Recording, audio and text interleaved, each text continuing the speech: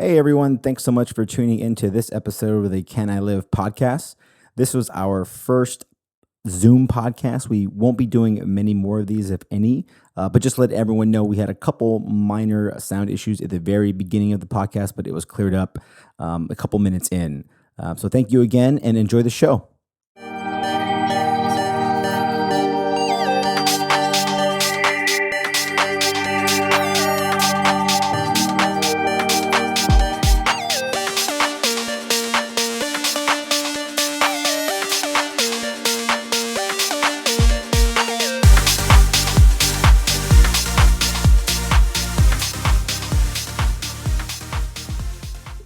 It's a Are we compliment. filming right now? Did we Yeah. already start? Yeah, we started. Oh, I didn't know that. Oh, Yeah. okay. No. And yeah, we can edit it out. So why do you not actually show your background, like during an actual visit? Like, is there a real reason from a doctor's perspective? If I'm a patient, you just don't want them to see your. Right. Number one, I'm at my house and room. Sorry, hold on. But for those who aren't watching the video, which, Joanna's moving around. She's in a desk now. I think she has a desk. She was in a jail a moment ago. She's really taking advantage of these like virtual backgrounds that Zoom offers. So when I do telemedicine, I'm in my house, and because my fiance works from home as well, we don't have an office space because we have 3 bedrooms and we actually sleep in separate bedrooms, and then I have 1 guest room, so there's not an office, like an actual desk. And so Wow. the living room space office. And so in the beginning of the pandemic, we started in the living room, just like probably a lot of millions of Americans, and go in the living room with your partner, get your computer, and blah. As you get going, you realize you cannot share the same space, especially when I'm doing patient visits and he may be having some other meetings and it's just too loud. So I retreated to my actual bedroom. So I definitely don't want patients or anybody seeing my bedroom, although it's beautiful. I don't like that background, so that's my private space. So this is why I use always a background, unless I'm in the actual clinic or somewhere more professional, or in the living room. But I'm not going to show my bedroom. Wow. So, I mean, there's a lot to unpack there. First, I want to, now that we're recording and people know we're recording, I want to introduce you first and then we can unpack all of that. Because you pretty much, I mean, you gave us a whole hour's worth of stuff to talk about, from, you sharing a separate bedroom than your fiance to the whole telemedicine and how you're dealing with the pandemic. But so for people who don't know, this is Joanna Lopez. She is from Mexico. She now lives in Austin, Texas. She is a medical, what is it? Physical, what is it called? Physician's assistant. So she is kind of ground level in terms of what's going on with the pandemic, but also just what's going on as most Americans, whether it's working from home, having to split the space with your fiance.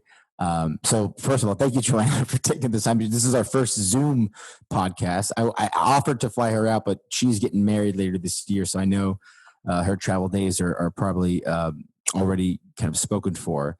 Now, everything you talked about, which was amazing. Let's go back. So you're getting married. Congratulations, by the way. Big deal. Yeah, so I get married in February in the middle of this pandemic. Okay, so have you already planned it all? Like,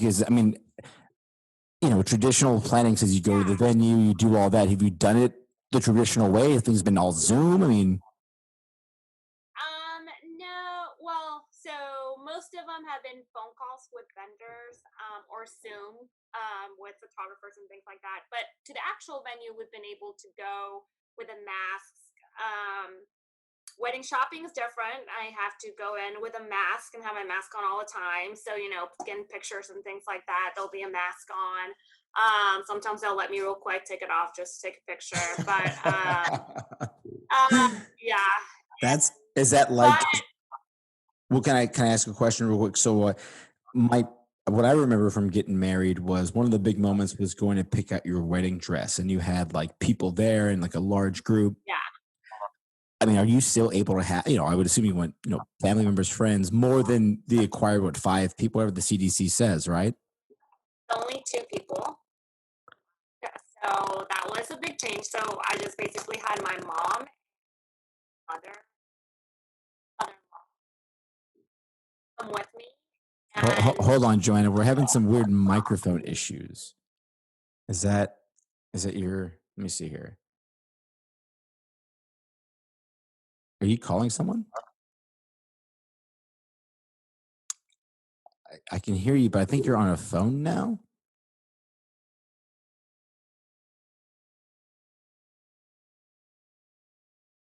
You know what? Why don't we?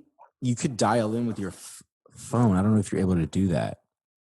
just change for a second. Let's see. That sounds a little bit better. Well, I can go up on my volume here. Let's see. which is you can sound kind of robotic. Okay, can you hear me? No, I can hear you for sure, but you sound robotic. So I don't know if it's just the connection. Could be. Can you call in? Yeah, I can call in. My internet's not. It's going in and out. No, that's I'm gonna okay. call Yeah, go ahead.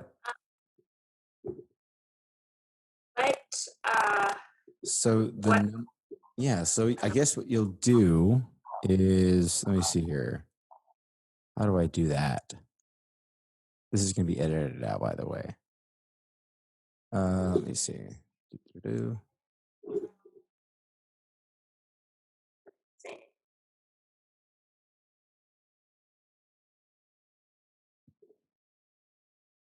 That's weird. Yeah, it just sounds like, here we go. Telephone and computer audio. Okay, here. Now let me look at the invitation real quick. Hold on. You just sound like kind of like a robot. Change it to. Yeah, it's definitely your internet connection. I can tell. Sounds funky. Okay, so the number. Oh, there's no fucking number to call in. Can you hear me now? Oh, dude, that sounds amazing. Okay. What did you just do? I just switched it to another little. I have a bunch of technology here. Okay. So we're gonna get back to where we started. But for people who don't know from what just happened to now, technology issues, man. First Zoom podcast, but also this can't be the first time people have heard of Zoom issues during the pandemic. Anyway, so my question was going to get your wedding dress, picking it out. Usually it's a big group affair. You're saying it's not that. Yeah, no, I could only have two people there, and it was timed. I mean, I don't really know the usual time. What? For like wedding shopping for people, but it was like you had 5 minutes to an hour in a place, and it was like, and you couldn't pick wedding dresses; they picked them for you. So you just could explain what you kind of wanted, and they pick them for you, and then you try them on. You have 45 minutes. You have two people there, and then on to the next. Okay, so I would say that for most people getting married who have thought about getting married, that is definitely a not typical. I mean, that's like only during a pandemic. So you can say, oh yeah, I got married during the pandemic, and this is one of those things. Are there any else of those things that like are just like, yeah, this can't be standard? And I know it's hard because it's, your first time getting married, but does that make sense? Do you feel like you're missing out on anything by kind of really getting married during this kind of time? Honestly, from like wedding organizing, no, because I wouldn't know, right? So like this is my first time. So like, have I really did I know what it's like? No, I have no idea. So that part, not really. I've even been to catering places to taste foods. That hasn't impacted anything. Okay. The part that I am missing is like wedding showers, engagement party, bachelorette. I'm still having my bachelorette. That's the only thing that I'm still doing, even though it's still risky. But that stuff I'm missing on, but not so much of the planning, I feel like. Well, that's good. I think too, what's interesting is you talk about like, you don't know better. So the only people who would be upset right now who are planning a wedding are, this is like their second or third wedding. So, they've already had their shot. But the reason I bring it up is just, I always wonder, for example, I'm thinking about like, should I have a kid, Yeah. And it's like, but do I want to have a kid and maybe miss out on certain things? For example, like I've heard you can't even, I don't know, you can't see this. I don't know what steps you do, like a Lamaze class or wherever there's group settings. I know there's going to be change. I'm like, well, I don't know if I want to. I mean, maybe it's kind of selfish, but you know what I'm saying? Yeah, I could see that being different because definitely I think baby showers are important too. Oh, yeah. Because that's where you get a lot of baby stuff that you don't have, right? So, but also, yeah, the classes are important. I think that's super important. Your doctor visits, I mean, I think that wouldn't change because I think you're allowed to go with your wife. So that wouldn't change as much. But I don't know. Yeah, it's kind of, but then you have the opposite, right? Like you could actually be racing, you're staying at home and you're not missing out on a lot of going out things anyway because you can't Mhm. do anything. That's a So good point. there's like a plus and minus side of it. Um, That's a but that's a good mentality, by the way. yeah, I feel like if I were to have a child, I mean, actually this would be a good time to have it. And like the classes and things like that, there's actually a lot that they are doing as long as you have your mask and Yeah. Okay. So things are, I mean, now you're in Austin, which is, albeit one of the most liberal cities, if not the most in Texas, but still it's Texas. yeah. So, how are things in Austin in terms of, I mean, were things shut down immediately? I know Texas is pretty, hey, do your own thing. Good luck. How did that all set up? Well, so we did have trouble because we were very lenient and very slow to make things mandatory. So, as you've heard, Texas was one of the worst states up there for a while, Hmm. California and Florida. And that's because we were so lenient and not enforcing, um, you know, mask or restrictions and all that stuff. So, in the beginning, it was just like recommendations, quarantine, and then it became like close the parks, close the paddle boarding, close this, Hide your find kids, people, hide your wife, hide your husbands. start finding Yeah. everyone. So then people start listening, and that's unfortunate, but it is what it is. So things got out of hand. Well, what did you think though at the beginning? Because I mean, again, look, you've got like what 3 degrees, almost 4 degrees. I don't even know, but you're a smart person. Is particularly when it comes to like the medical field stuff, like this stuff. I mean, when this all kind of started rolling out, what was your kind of mindset where you're like, okay, we practice these whatever these situations are, or, what was kind of your mindset? Were you all on board, like shut it down, or were you like, well, you know what, let's wait and see? No, I was like, shut it down. The faster you shut it down, and I'm talking like enforcing the law, and that's what I kept saying, like from day one, like this is not going to work. You're not enforcing it. You're not uh, you're not actually having people be accountable for what they're doing. And so I knew that it wasn't going to work and we're going to waste more money and more time. And so it's all about, I was like, shut it down. Even if it's the first 3 weeks, we would have probably saved more time and money in the long run Hmm. than waiting and waiting and getting things out of hand and all that good stuff. Do you think that was possible? Like, I mean, truthfully, like, I always hear like, because yeah, if we could shut everything, like, hey, stop today, right? Like something's happening. We did it in Texas. We did it late, but we did it for at least 2 weeks, full 2 weeks of Was it a every. full shutdown? What was that? Was it like every spot? Well, yeah, everything was completely shut down except for grocery shopping, I believe. But like, Oh yeah, we did that too, I think. yeah, restaurants, bars, you couldn't go to parks. You literally were told to stay in your homes. And And so, yes, it can be done, and it should have been done. well, how did it happen? So when they did shut it down for those 3 weeks, albeit what we in April, May, we're obviously into it at the moment, right? So when they shut it down, and again, I think Texas is kind of like Florida, which obviously Florida's been super the other, just like Texas, almost if not, even more extreme in terms of lax kind of enforcement or even, excuse me, mandatory kind of, closings and things like that. Now, when they did shut it down for those 2 weeks, my question is, when did that happen? Was that March, May, April? And then also, you know, did the curve or whatever they say, the rate of infections actually drop? Yeah. So I think it was when they shut it down. Um, and so what happened is they saw a big peak right before it, then they shut it down, and things were kind of, they didn't really go down, they kind of plateaued. Which is Uh, good. That's a but good thing, right? yeah, it's a good thing. But the Flatten the curve, isn't that like what they're really looking for? To flatten the curve? Is that what that means? Okay. problem is that right after that, I mean, obviously you can't shut down everything because of money, period. everything's money. So for those 2 weeks, yes, great, but they didn't. So when it came to the holidays, then you had the holidays coming up, which was very important. Like I think, what is it? Not Labor Day, Memorial Day killed us. July 4th. Yeah. All that good stuff. So they didn't plan for that. They went, oh, let's open this back up. So it was just like a total bomb again. And that's when we really got in trouble, was Memorial Day, right after Memorial Day weekend, because they didn't shut anything down. Finally, July 4th, they shut everything down, lakes, paddleboarding, parks. And so that made a dramatic difference, so we wouldn't be stuck in the same. But yeah, you can't shut down, forever, but at least 2 weeks early on would have made such a difference. And then more planning us in like, okay, what they did, like HEB here in Texas, great grocery store. I love HEB, by the way. Just can we just take a moment? Look, I don't mean to cut you off because I want to hear this, but can we just please let people know who either have never heard of HEB or have never had the privilege and opportunity to go to Texas, how important and amazing HEB as a grocery store is? Yeah. HEB is basically all over Texas. They are the grocery store. They have it down. I mean, great prices, great produce. It's amazing.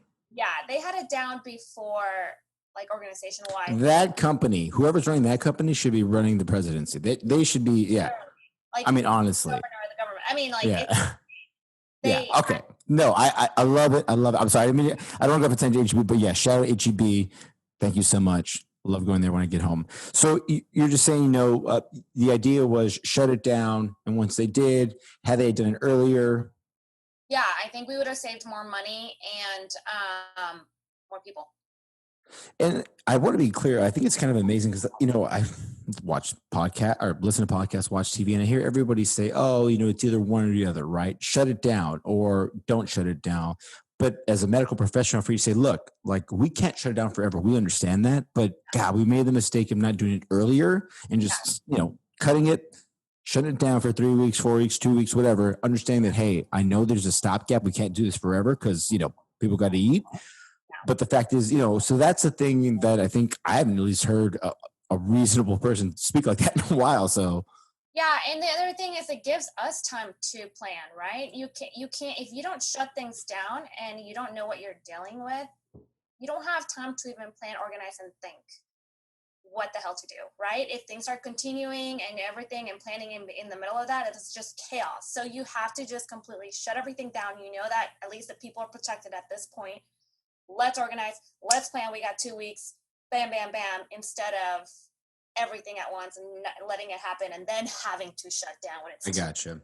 So I guess let's just say, and I don't want to bore people too much, but like in that 3 weeks, for someone who's not and doesn't practice these protocols or PPE or whatever you guys call them during these disasters, what in those 3 weeks should you have done as a, you and your staff or you and your team in terms of prepare? Was it you completely shifting from, hey, we do, broken ankles, knee replacements, whatever, to, oh my gosh, we're now a major like ICU unit? Or what was that transition for you, like personally? Well, so it was a little bit less. So by the way, backtrack, I'm in orthopedics. I'm not a family physician. So I'm specialized in orthopedics and specialized more on knee and hip surgery. So that hit us hard with surgeries. They're elective surgeries. They're not emergent surgeries. So we had to cancel all our surgeries. That's a lot of money. That's a lot of, yeah. But anyway, even before that, we had to cancel. Well, not anyway. I mean, that's a big deal. I mean, that's not an anyway. I just want to be clear. You don't have to write that off like it's no big deal because I get people are, but you also got to eat, right? Yeah. Yeah. So, you cancel all the surgeries, then you have to cancel. So what we did in the beginning was most of our patients, again, in my area are arthritis. They're not fractures or something emergent. So all the ones that are like arthritis, kind of non-emergent, elective things, it's okay to not see you right now. We had to cancel. And the only ones we would see in clinic are fractures, infections, kind of emergent stuff that we really needed to see. Gotcha. So it was a lot of calling, canceling, rescheduling, but then we would reschedule. And then when do you reschedule? Like, oh, we don't know. Yeah. You're like, we're going to reschedule y'all out for 3 weeks. And then the 3 week mark hit. And then we still couldn't see those patients because the policy was non-emergent, blah, blah, blah. So then we had to call everybody again and keep rescheduling till things got better and policies changed. So that's really stressful in the medical environment, not to mention the money loss of the medical. Well, and I know, so I have two questions, which you can answer in any order. The first is, it doesn't sound like you were actually quote unquote on kind of working with COVID patients. Frontline. Yeah. However, I know you used to be in the ER, and I know you did that for a number of years, which was. So I did work frontline. So this started this way, and as specialized providers, we didn't know if they were going to start pulling us, right? Because everybody started. Who's they? Who is that? What, the government? Does Trump come? Hey, I need you, Joanna. Basically, yeah, the government. But the hospitals, right? Everything with the hospitals. If they were going to need more providers that were not there are not ER providers or not family medicine or internal medicine, then you start pulling. Well, who is this that's called? I'm just as a citizen, because you hear the hospitals are overwhelmed, right? So when you tell me someone's calling me and you say it's the government. The governor of Texas really makes the call first, but with the advice from the hospitals. For example, the hospital, the CEO sees the numbers. Our workers are getting overwhelmed. We don't have enough people, blah, blah, blah. Shares it with the governor. So your employer's hospitals, they call, like once that happens, they call you because you're working for that employer and this is their ER, they need you there. Is that? All providers in Austin kind of thing, or in Texas. Okay. Oh, wow. Okay. Yeah. And so now it all depends what you do as well, right? So I work for Dell Medical School, which is connected to Dell Seton Hospital, so very close to a hospital. Other people work in private clinics, not hospital at all, not connected to a big. Just like their personal private, like Joanna Lopez. Gotcha. Okay. So they're going to be the least likely to be called on. We will be the most likely to be called on because we already, by the way, well, this went out the door. You have to be credentialed in the hospital, et cetera. And that makes sense. You're an arm or an extension of a major hospital chain or company. Yeah, that makes sense. So we'll be first to be called, blah, blah, blah. But if things got out of hand, I mean, you get everybody workforce as a medical. Who cares if you're like skin doctor, dermatology? Who cares if you're gastro? You're going into the field. Jeez. Same thing with me. I'm orthopedics, but if things got out of hand, then they would call us. Now, during COVID, what ended up happening is in my clinic area, it's still outpatient, not in the hospital, since we had to cancel most of our appointments, our patient volume was low, but the COVID testing went high at our place because we were actually a center doing the COVID testing. So we got pulled to do the COVID testing. So then I worked, a week on. Yeah. So I'm not laughing to be. I mean, first of all, obviously it's an important job. This is what you didn't train for, but damn, this is when they need you. But it's just like, damn, you go from like I'm going to help hips and athletes and old people's knees to like, oh my god, I could die from this damn thing. Yeah. So we ended up working the frontline testing week on, week off. So it was like a Monday through Sunday. And so just. How was that? I mean, did you guys, because, we heard here, I mean, I heard on the news that not enough tests, or maybe you had enough tests, but you didn't have the materials to. Our center did. I never saw a lack of testing. Awesome. That's good. So we had plenty and we still have plenty. Nice. And we never really ran out of beds in the hospital or ventilators. At one point, like I said, Memorial Weekend, it was kind of like getting full, but nowhere where they had to need more medical personnel or anything like that. So, I think you did a test. So you ran this. You were in the testing unit for how long again? Probably from March till June. How bad were the people? I mean, I don't want to get into details, but I don't know how far you can. But I mean, what we did, again, we weren't in the hospital. Remember, I'm still outpatient, so I'm just they're doing the nasal swabbing, right? So I didn't really triage. I didn't really treat. All I was doing was testing. Nice. But if somebody came in and looked really bad or their oxygen level was low, then I would tell them to go. Get the fuck out. I mean, in the doctor way. Yeah, I got you. Yeah. Oh, so, I know, and again, you weren't quote unquote on front lines, but it sounds to me like there's this kind of mechanism or this protocol where at need be, where it's the governor, it comes down from, above him that, hey, every doctor, everybody needs to come in and you need to do this now. So I remember, go ahead. New York and I think overseas. I mean, you had people who don't do ER or family medicine, who do skin only, or who do very specialized, like you name it. I don't know, like plastic surgeons or something like that. To do ventilators. Like, what about a plastic surgeon? Yeah, same thing. Like, oh man. You have, and which is okay. Wait, do you know those guys on what's that stupid show on E? They're like the plastic surgeon show. My wife. Okay, could you imagine those guys getting called in? Exactly. Oh my God, that would be great. That's a whole freaking chaos. I don't know. Okay, so that never happened in Texas officially. I mean, it escalated, but never that level, right? So, well, Texas, again, it sounds to me like what you're saying is like Texas was definitely behind the 8 ball. It didn't get as bad as other places. I'm not saying because of, the government did a good job. I'm just saying for variety of variables, right? I mean, more people, or, New York is obviously a much bigger place with much more global travel. But the point is it never got to that high level, but you were on the cusp. Yeah. Yeah. And so, I mean, from someone who did hips and knees, was this like something you were excited to get into, like this kind of emergency thing, or were you just like, I'm so over this, I don't want to do this stuff?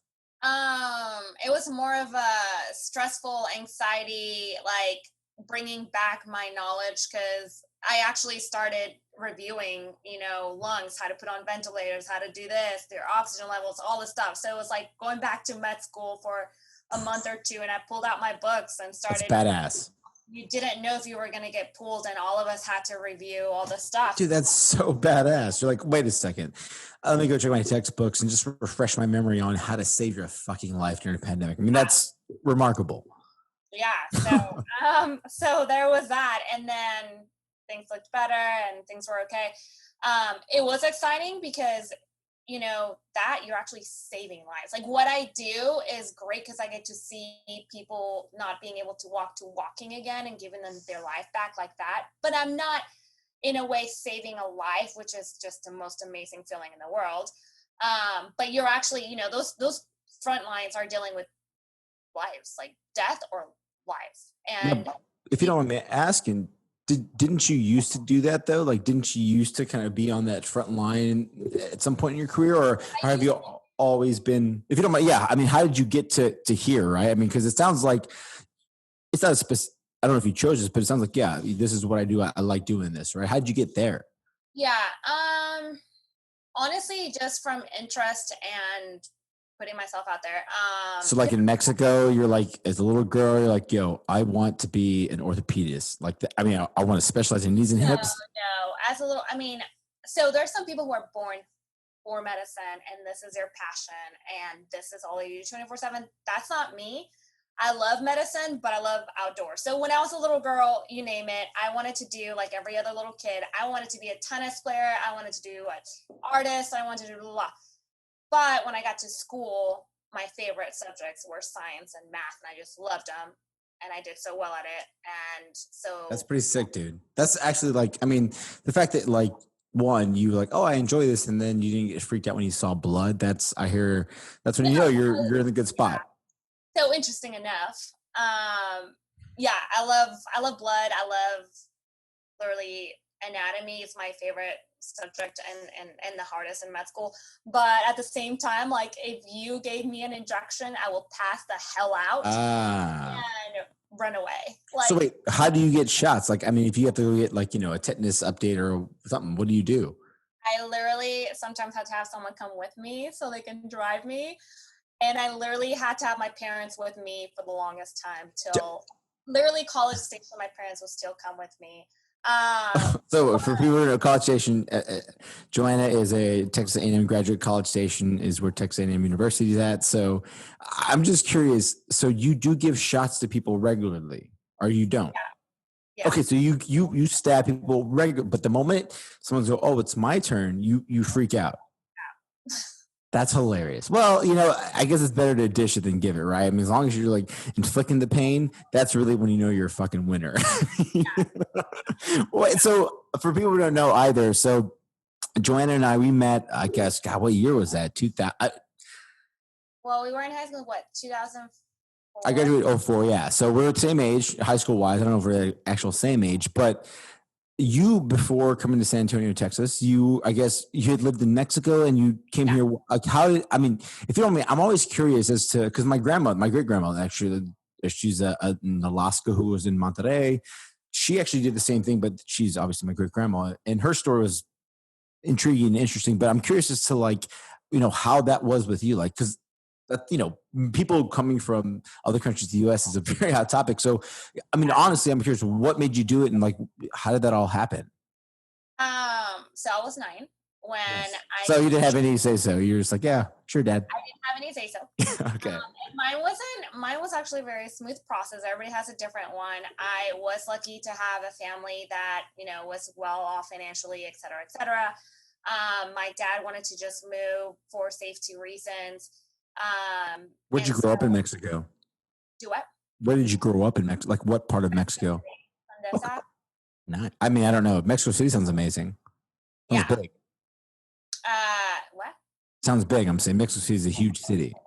Yeah, it's huge. Yeah, completely different. I would be completely different if I probably came here when I was in my 20s or something. What do you mean? Really be different. Would you be nicer? Nicer, probably the way I dress, probably more, I don't know, just very different. No, I think there is a word you want to say. I don't know what it is, but I mean, are people from, if you had come later, I mean, obviously you're not as American. So, whatever the culture is like for a young woman in Mexico City would be, that'd be transferred to the States, right? Well, if I go to Mexico right now, I mean, I'm American. From far away, even when I speak, they're like, you're American. You're even the look? 100% culturally American now. The look too? Do what? The look as well. Like when they look at you, they can tell you're American? When they look at me or I talk, the way I eat, I don't know, the way everything, they're like, you're 100% American. You're in the American culture now. Wow. Is that good or bad? It doesn't feel good. Actually, it's interesting because I feel here, people who know me very well know that there's something else weird about me. So they're like, what's up with you? And then when I say, I'm from Mexico City, blah, blah, blah. Then I'm like, wait. You just said, what's up with you? Something weird. And you're like, oh yeah, I'm from Mexico City. As if that's the weird thing. That's just, it's not weird. It's just a thing, but I get it. So I'm looked at differently here once you really know who I am, and I'm looked at differently in Mexico once I go there and they're like, you're American, you don't belong here anymore. And then I'm like, here, you're like Mexican, you're not American. I mean, like American, but you know what I'm saying? I mean, a little bit. I mean, when I first met you, I remember you had I'm not gonna say an accent, but like your English was obviously your second language. And by obviously, I mean, there's like, out of 1,000 words you'd say, 2 of them would sound either off or just out of context or whatever. I don't know how, I'm not an English guy. Okay. Yeah, well, but my point is, I would assume in South Texas, particularly San Antonio, Austin, which is a huge Hispanic, Mexican American population, did you at least feel a little bit more a part of the community as opposed to, had you moved to Kansas? I mean, was it still that intense, or just the fact that you were just so, I don't belong, was just like, okay, this is a whole thing? I never feel like, it's also my personality, right? So it's everything how you portray life. You can be really angry, you can be really scared, you can be really, confronted with how people may do X, Y, and Z. I've always taken it as in the opposite, and I always use comedy, and I'm very confident. So it's a lot of confidence that really will make a difference on who actually takes that, if they call you a different name or they point something out of or make jokes at how you speak versus someone who's confident and just laughs with it or makes jokes about it or like whatever. So I never, wow. Yeah. I had the advantage of being very confident that it never bothered me. Do I still have my friends making fun of the way I say things all the time? Not me. I don't, but yes, I know for a fact there are friends we both have. Well, so let's get back. I'm sorry, we went off on a tangent, but so you're saying that the transition. So you're young, you came here when you're 9. I mean, obviously it was a an opportunity or you said safety issue that your dad made. We don't have to get into all I don't know what the hell was going on in Mexico at that time. But so when you got here, I mean, did you really notice a difference at that age? Like, holy shit, this is different. No, you're so young. And that's why, like, I have a lot of conversations about parents who are so worried how their child's going to understand the pandemic or how they're going to understand this and that. You're a child. You don't understand anything. You don't have to explain because you're not going to remember it.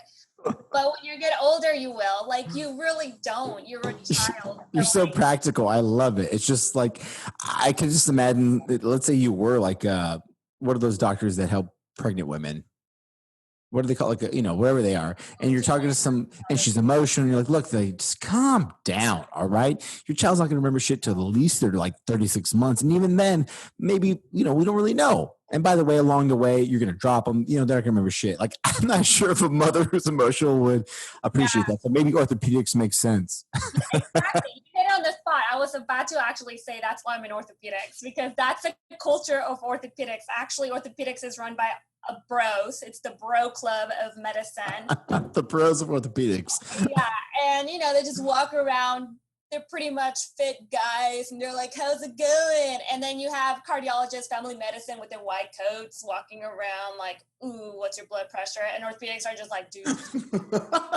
What's your blood pressure? Hammering, putting music on. Like, it's just completely different culture. Dude, and I think that's hilarious. Wait. I'm sorry. So I just pictured like some jack dudes in scrubs. They're like, yo, what up? I'm your orthopedist. And then like the cardiologist, like some guy with a pencil protector. And like you said, excuse me, sir, I need to take your blood pressure. Like just more, I don't know. I just didn't understand these dynamics. Okay. It's a whole culture. Every specialty has a culture. And really? Around the hospital. Oh, shit. Do people know this? Do people outside because I feel like this could be like a really good, like, in a magazine or a Sunday article, like, oh, the cultures of the medical field. So, okay. So, I mean, the bros are the orthopedics, which I guess makes sense. Athletes maybe working on knees, hips, ACL. Do you do ACLs or just bones, or how does that work? Yeah. ACLs, sports medicine, shoulders, hands. Okay. So that makes sense why they're bros. So what about, give me another example of a field that's has a personality trait or type. Well, I mean, I can tell you that, like, say you're a neurosurgeon or cardiovascular surgeon, you don't talk much. You wear a white coat all the time. You're top of the line intelligent. I mean, that is the genius of geniuses. And so, that's a neurologist and a neurosurgeon or a cardiovascular. Oh, wow. Okay. Like that. You can really tell because they walk along and they have their whole team, all white coats, and they're very more quiet and very intelligent and they know medicine. Orthopedists don't have to take care of blood pressure, diabetes, blah, blah. We don't take care of any of that. We just take care of your bones, and then we say, hey, internal medicine, you got to take care of this part. Good luck. Yeah, bones. Yeah, I mean, there's with like 250 bones in the body. It's like, yeah, it's broken, obviously. So I mean, that's pretty much it. We put it together. Okay, so we got the neurologist at the top of the hierarchy. Who's kind of what's another fun one? I mean, I would say like a fun one. Because obviously you go to drinks with these people, right? You go out to bars and med school, and you're like, oh my god, that whatever group, the podiatrists, they're fucking hilarious. I mean, is that how it is? We are the fun ones. Like, that's the thing. Orthopedics are the fun ones, but less. I wouldn't say as fun as much, but like less stressful would be like dermatology. Another one would be primary care. I'm trying not to laugh. It's just when you say less stressful, as a doctor, I think, or as a doctor, as a not doctor, I think. So they didn't work as hard or not as smart. I'm confused. I mean, trying to be a doctor, you got to be a fucking genius, which is way more than I am. You work hard. Okay. And by stressful, I mean like probably life and death situations. Oh, yeah. Blood gases, you got to know what to do. All the medications, what goes up and down. Your potassium, if it goes down, you got to put on this and we don't have to do any of that. Gotcha. Nice. Well, unless we're in surgery sometimes, but like other specialties just worry about. That's why medicine's so specialized too, which is a problem as well. Talk to me. I mean, so look, man, like I know that the medical industry is important. It's like a third or a massive chunk of our economy. But explain to me like this, because you were telling me some. I've heard something. I don't know if it's from you, but where people were like, "Oh, someone came in from a car accident. Their hips were shattered. So and so did this, but I was going to do your hip, but I was on my lunch break." So I know it's a business. I'm not asking you to explain specific stories, but what I'm asking is like, you know, as someone who's in it, you're like, "Yo, this is out of control." Like that guy should not be balling out with fucking 3 Teslas and a Ferrari and have 2 houses, one in Lake Travis or, LBJ Lake there in Austin, and then one, on 6th Street. Like it's crazy. Yeah. What is the question? Question is, talk about like, I mean, who's like, you're saying there's like some people make too much money. It's a little bit out of control, right? Yeah, it's totally out of control. But even in medicine, like as a business, it's a business. But that's why, like, actually, the center where I work at, there's a lot of tests that don't need to be ordered. There's a lot of surgeries that don't need to be done. That sometimes people make for that extra money, unfortunately, or just don't know and order tests that don't need to be ordered. So It's crazy. there's a Hold lot on. The surgery thing is terrifying. That's terrifying, dude. Yeah. I mean, sometimes they just, medicine, anytime you have surgery, it's an injury. Okay. You're putting already an injury to your body. If you have surgery, you're never going to be back to baseline to where you were. So anytime you decide to have surgery, you really need to be educated on the plus and minuses of that surgery. Do you absolutely need it? Because it will change your outcome. It will change it forever. Whether it's like your hand and you have surgery in your hand, it will never be the same. You will probably always have some level of pain. You will probably get some scarring. You will, et cetera, et cetera, et cetera. Jesus. So, like, when it comes to what you're saying is that people are like doctors are actually saying do the surgery purely for the fiscal benefit, not for the patient's benefit. And by the way, you're not the first person to say this. By the way, there's tons of articles people read. Yeah, no, it's out there. It's research, but number one thing that we do is no harm. So, of course, you're not going to do a surgery that's going to cause more harm than good. Eventually, will they probably need that surgery? Sure. There goes a lot, and I'm talking about elective surgeries again. Yeah. That clear. So what does that mean? Does that mean like I mean, we're talking about plastic surgery. We're talking about like, I tore my ACL. Like, what are you talking about? Right. So now the hot topic is: do you need surgery for an ACL when you tear it? Before, we used to do huge surgeries where you completely open up that knee, put the ACL together with another tendon, et cetera, et cetera. Now, studies are showing that you don't even need a surgery. You can do a lot of physical therapy and be fine without having that ACL surgery, et cetera.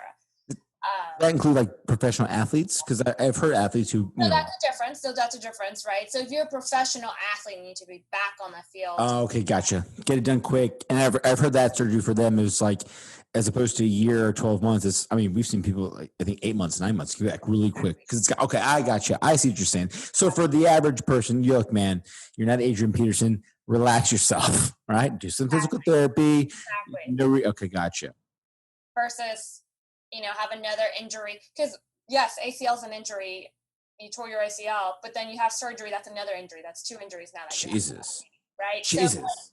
So, surgery is not always like the solution, but like I said, sometimes it's a business, and you're not really doing harm per se, but you don't really have to.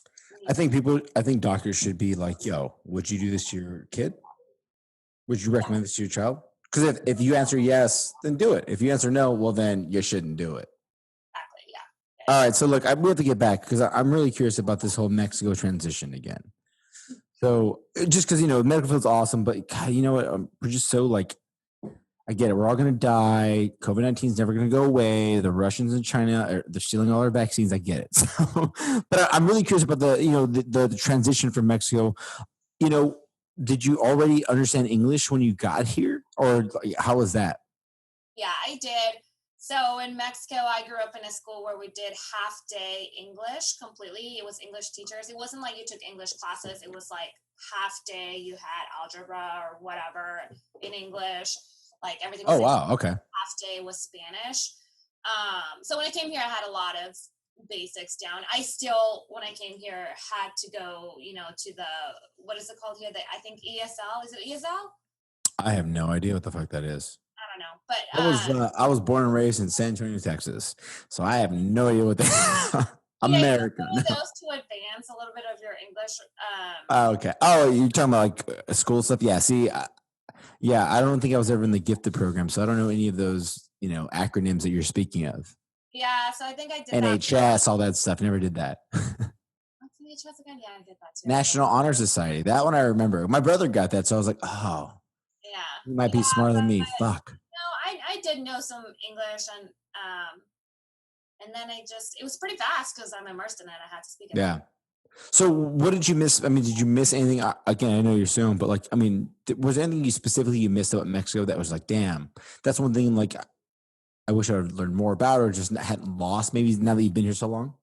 Well, now as an adult going back, I almost I wish I grew up in Mexico just because. Whoa, why? I mean, what? You're going to be a PA over there? I'm confused. I mean, I just feel like I lost my culture in a way. I am American and I'm basically an American culture 100% and I love it. But I was born there and I didn't have the chance to have that culture as well. So when I go back, I do feel actually more inferior than I feel here. Okay. I just got to ask, I mean, I got to stop you because one, it sounds to me like you're putting yourself in a lose-lose situation, right? Like you're here, you're not American, you're there. Yeah. And I hear this all the time. I mean, can't you feel as if when you go there, like, look, I am an American. That's something they don't have. And yes, well, I don't have all this culture. I have a lot of it. I was born and raised here till I was 9. And then I went, across a fucking river, which isn't a big deal in the grand scheme of life. But I get it. I mean, for people who are in your situation, which I hear this again a lot, it's like, there's got to be a way for you to understand that, like, hey, this is a positive. You know what I'm saying? Like, I have dual. Right. So, you have the opportunity to literally hop across the border whenever the hell you want. Hang out, enjoy this, hang out, do that. I mean, to me, that's got to be a positive. Advantage for sure that not a lot of Mexicans get to have. But I mean, like, asking what I miss, the land, it's beautiful. The history, the history there is amazing. Well, now it sounds like you're shitting on Texas. You said the land. I mean, like now you sound like I get it. Mexico City's in the mountains. It's a great little plateau, which is sinking, by the way. It's spicier. It's spicier. Oh God! No. I mean, look, I'm not going to say that Mexico. Obviously, I mean, it's Mexico. It has this vibrant culture. Where the U.S. is, it's San Antonio particularly has a Mexican American. But you're right; it's not the same, right? We don't do Dia de los Muertos. We don't do the same things. I get it. Yeah. I get that. Yeah. But don't you feel then that it's your responsibility to make sure that, I know you're getting married, if you do decide to have kids or whatever you do, you continue those traditions on? Oh, yeah. Isn't that how you kind of, there's opportunity here, right? So bring the good stuff from Mexico and make sure it sticks. Yeah, exactly. Yeah. And so, that's going to be the hard part, which I don't know how you do that or what the answer is, but Facebook groups and Facebook invites in terms of the Day de los Muertos party. I don't know if do you guys do the Three Kings over there? Or is that a Puerto Rico thing? Yeah, we do. Okay. Yeah. We do Dia de los Muertos, September 16th, Independence Day. Christmas is different. What's so different about Christmas? I mean, the way you celebrate it, we celebrate it really December 24th, the night of is when we do our dinner, when we do a big dinner. And, the food that we serve is different as well. We do nopales, we do different things at Christmas. We do like turkey. What else? Like Thanksgiving, we don't celebrate in Mexico. Well, that's, you guys obviously didn't come across, that was an American thing. I know I'm Mexican American, but God, I love this country and I love Thanksgiving. How dare you? No, I understand that. So you came here and obviously there's some things you missed. I think what's really cool is that, I mean, it's got to be challenging to cross the border and not feel like you're home, even though it's your home. Yeah. Well, see, that's the thing. You going back to Mexico, I guess I have the advantage that I never felt that way because when I go to Mexico, I am home. When I come here, I am home. So, So you're lucky. You see, and maybe that's your mentality because you talked about it. How you have this winning mentality, right? Like I'm always on the up, right? yeah, so I've been very lucky on both sides. Not everyone can say, I mean, you hear all the stories, Yeah. all the, it's completely different from mine. No, dude, I was talking to actually a lawyer last week when I was in San Antonio, and this guy Ephraim, he's a crimmigration. So he does criminal law in San Antonio, and then it kind of teeters into immigration issues. So if you get arrested, let's say for a DUI or whatever the case is, and you're not legal, he kind of dives into that. And he was telling some crazy stories how he went to Mexico for his like graduate school project or whatever, and literally like walked people or walked with people, not didn't walk them, but walked with people to the border. Said, "Great, I'll meet you up on the other side." So it's just like I get it. Like it's it's different for everyone, and you're definitely fortunate. But I think also your mentality is something to be pretty proud of because that's one of the things that it's kept you and I friends for a long time. Is you're like, fuck it, I'm gonna keep going doing me because I'm awesome. Yeah, you have to have that. You have to have that. And a lot of people, believe it or not, have it more than me who are actually struggling to get through over here and all that good stuff. You got to have a strong mental and physical, you name it, when you're coming from Ecuador and foot all the way across the border. I mean, that's nothing that I would ever compare myself to. No, for sure. But I'm not trying to, but I think it's so important. Like, because even if you're not from Mexico, even if you're just fucking someone who's our age and like, oh my God, like the world sucks, or there's a tough time, you lost your job. Anybody who, if you're not our age, it's important to hear like, look, man, like keep going, right? Something positive on both sides, even though you don't belong. By the way, how does your fiance feel about, marrying I guess you're an American citizen now, but a true Mexican American? Oh, he loves it. Really? Although it's kind of funny because so he's Tex-Mex. It sounds like me. Yeah, a true Tex-Mex. Yeah, I'd love to have him on the podcast actually sooner rather than I know he does politics, does a lot of advocacy work. He's a hilarious motherfucker, by the way. Yeah, so we have completely different cultures, me and him. So we have a lot of that, like Tex-Mex food versus Mexican food. As simple as like Tex-Mex is flour tortillas, and then you go over on the border, you go central. You don't even see flour tortillas. It's corn. We don't know what flour is. Ugh. Yeah, so like it's very different, but no, he's excited that we're meshing those cultures together, and our weddings are going to be just a bunch of Mexicans and different. Are you gonna have mariachis there? Yes. Dude, we had mariachi. So Joanna, actually, again, she's a really good friend of mine, super smart. We've known each other for fucking since 2000, at least, through mutual friends. She was at my wedding. We had mariachis, which I didn't want to. My wife who's not Mexican. She's white. She's from the Midwest. Was adamant. I hope you guys are gonna have that whole vibe there because it is kind of awesome. Yeah, it's pretty funny because I didn't really care to have them, but he did. Yeah. No, they're always fun. So dude, that's great. So I know you and your fiance now, Futures, you're planning the wedding, which has been hilarious and kind of interesting, going through the pandemic. But you did say something at the very beginning of the conversation, which is that you guys sleep in separate rooms. Now, look, I don't want to get too personal, but there's a lot to unpack there as to.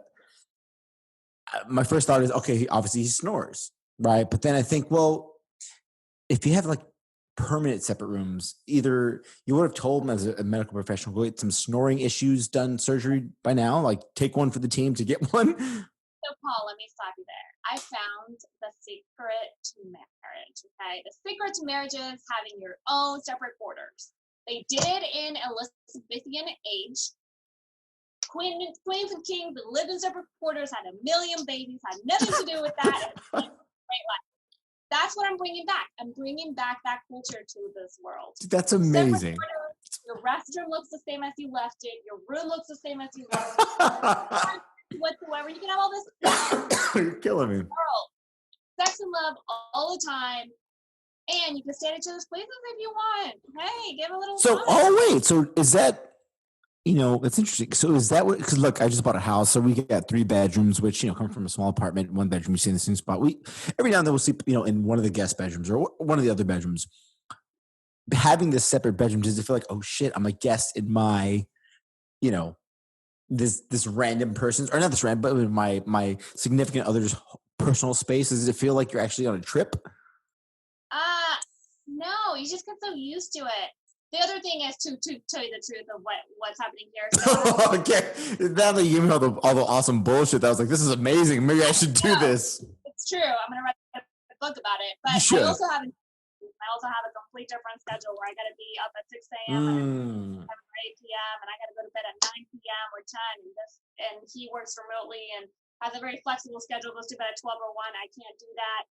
And I can't have people going in and out of bed. So like with insomnia, our completely opposite schedules, sleep is so important to keep up with my field especially. And so I mean everybody needs sleep. That's just huge. And so that's the number one reason why we sleep in separate. That's awesome. Well, dude, like, don't tell people that bullshit. Tell them, because I literally was about like, wait a second. Did you read books on the Elizabethan era? Like, talk to me. No, I did. So what are some of the advantages? Because look, I love my wife, but damn, like, if you're telling me that we could literally be, hey, separate rooms, to save, like, what's the secret here that I'm missing? I want you to ask your parents or other parents or older people if they still sleep in the same room or do they sleep in separate rooms. Because you will hear, even my parents now sleep in separate rooms sometimes, just whether it's snoring. It's sometimes. I know for sure my parents do it sometimes, not regularly, but it's snoring, yeah. But eventually they do due to they can't get good sleep or one of them's snoring, one of them's turning, whatever. Some of our people our age will sleep in separate rooms sometimes if that's going on, whatever. But then you have the arguments. What do you argue when you're in the same room? This wasn't picked up, or the restroom looks like hell. Blah, blah. I have none of those arguments. I don't even know what that is. It also helps when I'm an OCD clean freak. That's the thing that separates us. So the insomnia and the schedule, and then I'm an OCD clean freak. And so if I don't have things organized, I can't go through my day. And so yeah. I don't have to deal with that. It's my space, the common area. We both keep up with it, but like he can do whatever he wants, live how he wants in his room. I can do whatever, and it's not stressful. It's great. Now, has this been going on since the beginning, or is this something that evolved? Or, dude, that's crazy. I mean, look, I think it's amazing. I think what's cool about people our age is like, fuck this. I'm not going to do the norm, because obviously the norm has been crumbling around us, since day one. So the fact that you're like, this makes sense for us, and we're happy, that's awesome. And I think there's some value in, if you want to pitch the idea of a book for this Elizabethan era, that's also just as badass. Yeah. So what happens when you have kids? Or, is kids not a thing for your, it is, but it wouldn't really change anything, because your kid, number one, it's very healthy for your kid to sleep in their own crib and room. Well, I'm saying, but so you're going to have like an extra bedroom than most people who have two kids. Yeah. So, I mean, if we have a kid and we're still in this house, I mean, our plan is once we get married, maybe a year or two to get a bigger house with 4 rooms. But hey, you're doing great with the house already at our age. I've heard people are hurting, so that's awesome. But no, yeah. But if we have a kid while we're in this house, then the guest room becomes the kid room, the baby. So, what part of Austin are you guys in? We're by Westgate, so Williamton and Mopac, like the Central Market area. Oh, dude, yeah. I mean, look, for people who don't know Austin, I think has been the hot spot recently. But growing up there in high school, I mean, I used to play shows up there as a musician, so it's always been kind of a cool spot. But now it's just fucking insane. I mean, how have things been in terms of I know Austin again during all these protests with what's going on? I mean, has that been really like a hot spot for this? It was huge because Austin's a very liberal, and so we had. It's all those people from California, dude. Joe Rogan just fucking moved there. They're all moving there. Yeah. It's not a bad thing. I'm just saying, that's why Austin's so hot. It's because it's just so much cool shit, and it's in a beautiful part of Texas. So it's getting so expensive to live here. Well, expensive for Texas. Let's be clear on that. Yeah, sorry. Yes, we're Texas. But yeah, no, it's fucking expensive. I would not pay for that apartment in that Austin. No. Anyway, keep going. So, I mean, was it just, I mean, it was pretty crazy there for a while, right? With the protests? Yeah, it was pretty crazy. We had some, statues pushed over. We had people getting into racing. Well, someone was killed down there, I think, in Austin. There was a guy who was killed. We don't have to go into it, but it got so serious that there was someone who was killed. American who was killed. And I can't remember. There was a white gentleman who was killed in downtown. Oh yeah. Yeah, not that long ago. I mean, the point is like it. I'm not gonna say it's as intense as Portland, but the idea is like Austin got pretty heated. There's some very very passionate people, and Texans, as we all know, we're very passionate.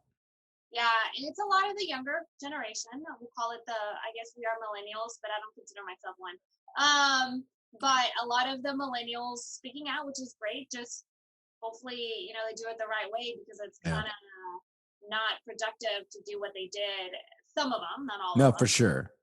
So, no, I'm not trying to put you on the spot. Like you don't have to get into whether you agree. The point is, I just knew Austin was intense, and just like with the idea of the pandemic shutting things down, and then you have these protests, and it's open. It's almost like fuck is they cancel South by Southwest. I mean, ACL. It's all done. Out of all the COVID stuff, the thing I miss the most is live music. Live music. I'm dying. That sucks, dude. I know you're planning your bachelorette party, have you gone out down 6th or down 4th Street? And how is it? Is it not the same? Is it close? No. But for last weekend was the first time I went out and there was live music. So nice. Coming back. But very like spectacle of what's about to happen. Because it was pretty crowded.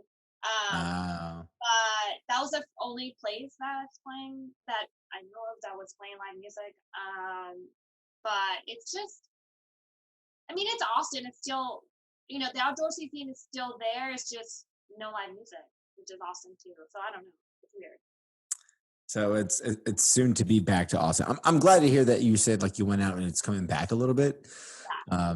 Granted, if Austin became a little less popular and people stopped moving to Texas, I'd be a little bit happier. But no, I understand the value. I get it. Like, great. Going out is great. Yeah. Parking is great. I don't know. There's some benefits to that. Dude. And are you ever planning to leave Austin or Texas or? No. I think, initially my place is Colorado. I would move there with a heartbeat. If I didn't meet my fiance, and I always said after my grandma passed, then I would move to Colorado. And my grandma passed in February. But now that I'm with Gabe, we're kind of grounded here. Especially if we're going to have family. We need help. Fucking Gabe. Oh, dude, I agree with that last part 100%. Because, look, I moved to Florida. It was either Austin or it was actually, we were going to move to Austin or Atlanta. And the idea was Atlanta would be cool, but I don't fucking have family. My wife's parents are in the Tampa Bay area. So the idea of moving here or Austin made sense because my family's obviously in San Antonio. But no, having a kid is like a whole other level of that. It sounds like I'm not saying you're ready for it, but it sounds like you're entertaining the idea.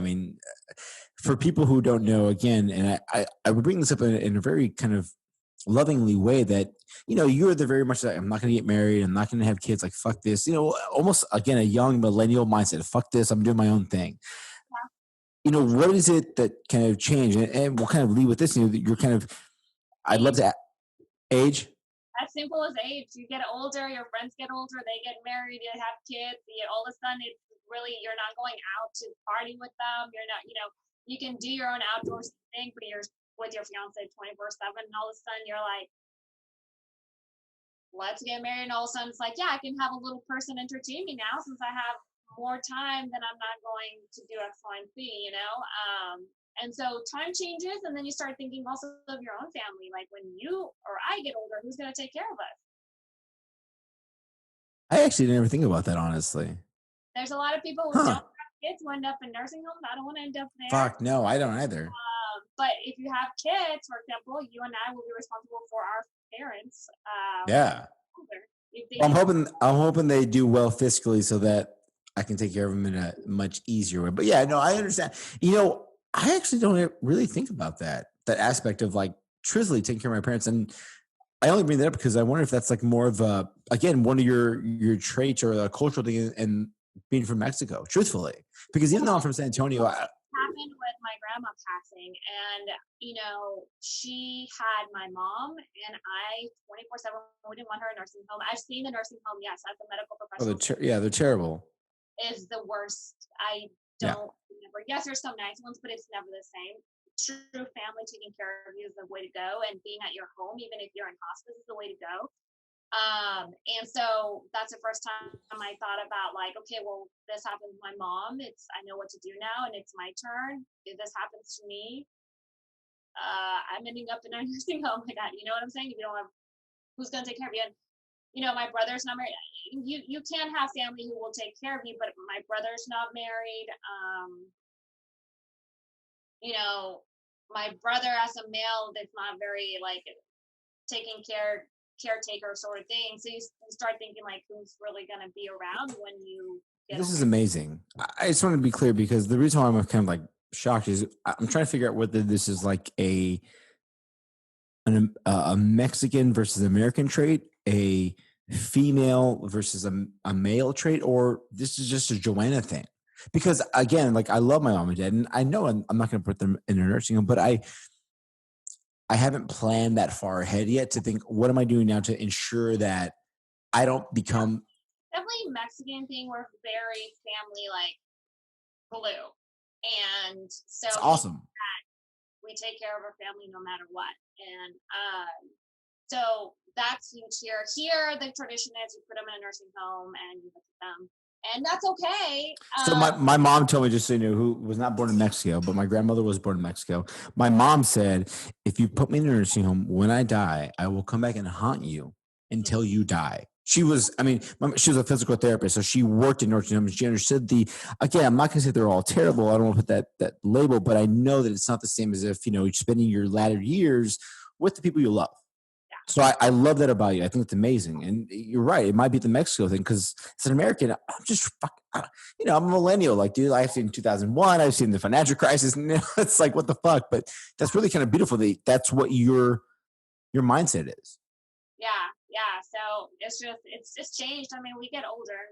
There's no going, you can't run around forever. We say that, and I've said that till, probably a year ago, like, oh, I want to do this and I'm still selfish and all this stuff. But at the end of the day, everyone around you is getting older with you, your friends and family, and they're growing families. And Is it weird? it's not the same.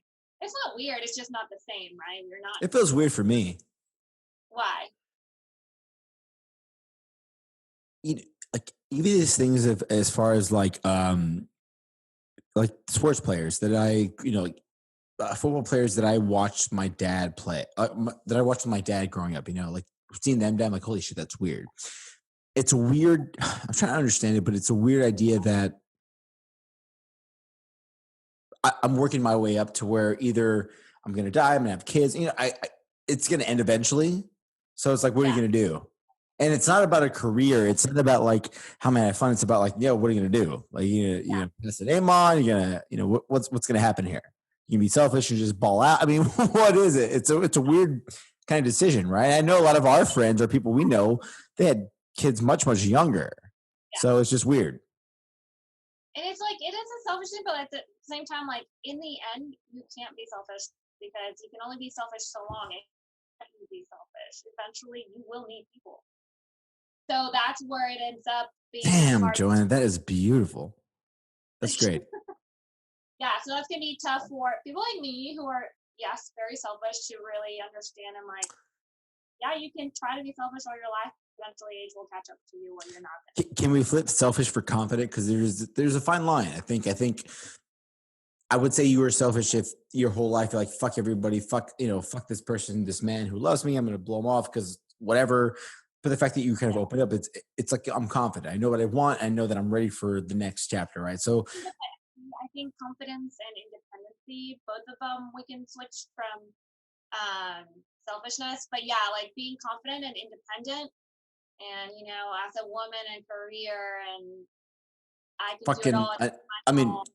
I mean, you're a naturalized citizen. You're fucking your confidence, I think, is important for people to understand. So what I want to finish up is, this is the Can I Live podcast, and it's really, I think I told you the idea is, that moment, whatever.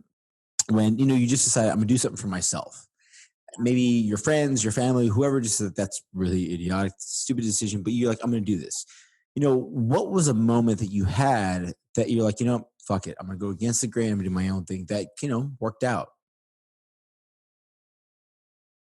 I think it had to be a lot of like my studies too, like, I mean, Education. yeah, I mean, I put a lot of effort in my education. And did I party hard too? Yeah, but I studied hard too. So being able to do that really set me off to where I am today, and really focusing on career versus actually family. So the fact that we're above 30, and again, I say this as someone who's above 30, my wife's above 30, and we're thinking about having kids. And it's like, oh, you're gonna have, your eggs are getting. I'm like, get the fuck out of here, bro. Like, how am I supposed to fuck? Like, I'm sorry, 2001 was real. 2008 was real. The pandemic is real. It's like, when I think we're ready, something terrible happens. That's really kind of nice that you would say that. Yeah. So are y'all gonna have kids? So we're planning, and like I mentioned before, the idea was my worry was like, am I going to miss out on something? Yeah. Right, some experience, which again is super selfish. But as you mentioned, I'm kind of getting the age where it's like, well, I'm not saying I've accomplished everything, both from career wise or from my relationship with my wife wise. Obviously, we're always trying to get better every day. But what's next, right? What's the next kind of challenge? Yeah. And whether it's my fucking animalistic, like have a kid, breed, spread this, keep the species going, or whether it's just the idea of like, what's next? I'm excited, I'm bored. I can't tell, but either way, like that's what's coming next. Yeah. You know what I'm saying? And I think again, I'm not knocking people who had kids earlier or whatever, but for me, it was just important to feel that I'm in a place to like meet that challenge head on. You know what I mean? Cute. You do have to be like, you will let go of anything you've ever wanted, and anything that like you want to do at that moment, forget it. Like, you're now taking care of this person forever. Does that freak you out? That's what concerns me more than anything. Yeah, for sure. I don't want to give up my identity. I don't want to give up my hopes and my dreams. That's the biggest issue I have, is you have to give up everything, and your life completely will change forever. Look, I don't have kids yet, but I'm going to hope that this statement is not true, that we don't have to give up everything, that somehow we find a balance. Because it sounds like you find a balance in every aspect of your life. Yeah. I mean, I think the beginning of it, you will have to give up everything. But once they get older, yes, you can always go back. Well, that's why you moved close to Gabe's family. You stayed around your family, right? So that I'm not going to do this on my own. That's why I moved to Florida. Austin, Atlanta would have been cool, but we got the in-laws here. They'll take care of the little one when the time's right. Exactly. Yeah. Huge. That's huge. If you don't have that, that's 24/7. I don't even know how you do that. Dude, bullshit. So, for people who don't know, Joanna, I just want to say thank you again. We've known each other for a long, long time. Is there anything else you want to talk about before? I don't want to keep you too long. I know you've had a long day. No, I think we covered everything. Dude, it's been nice to talk to you. Honestly, it's been fucking amazing.